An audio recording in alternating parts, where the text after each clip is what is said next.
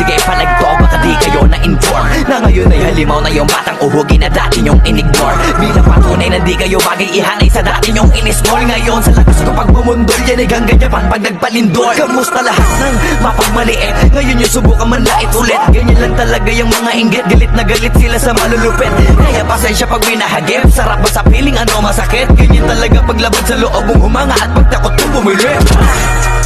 Puta diba napakasakla, ginigiit na wala kong talento pero isa ka sa napalakpak. Sige-tigilan nakakaputak, sa pandinig mo ay isalpak. At sa mahina laman na awitin hanggang sa ang utak mo'y mabakbak. Ano ba?